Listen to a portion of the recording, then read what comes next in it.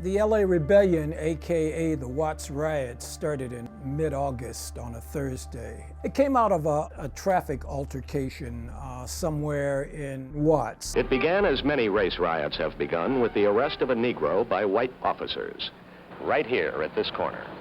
In this case, two young Negroes were stopped by California highway patrolmen and charged with drunk driving.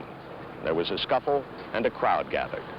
The mother of the two, they are brothers, joined in, and she and another woman the crowd thought was pregnant were pushed and shoved. As I recall, televised as a minor news event, but police chief at that time made a very unwise comment, and roughly paraphrasing what he said, "Look at them, they're like monkeys in a zoo," and it was incendiary.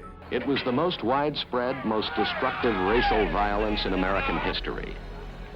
White people driving through the riot area were considered fair game, whether young or old, men or women. Their cars were battered, the drivers stoned, kicked and beaten, and the cars were burned. The mobs might groan and curse in disappointment when a white got away, and then cheer like a football crowd when a car went up in flames.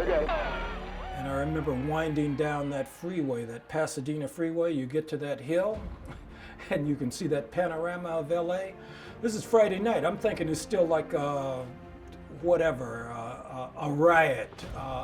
Hey, that looked like something on the History Channel, the siege of Stalingrad. I mean, there were pillars of smoke going up in the air.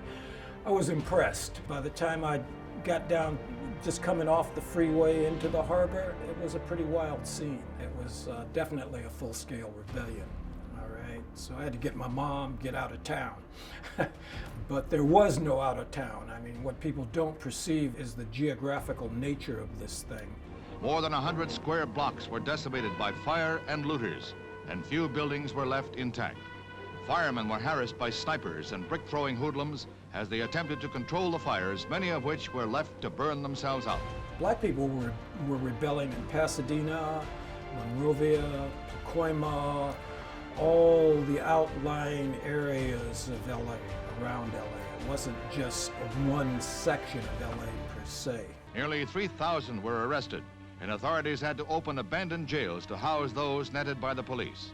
It took the appearance of 14,000 troops to bring an end to what both Negro and white leaders called insurrection by hoodlums. So serious and explosive is the situation, says the commission, that unless it is checked, the August riots may be only a curtain raiser to what could blow up one day in the future.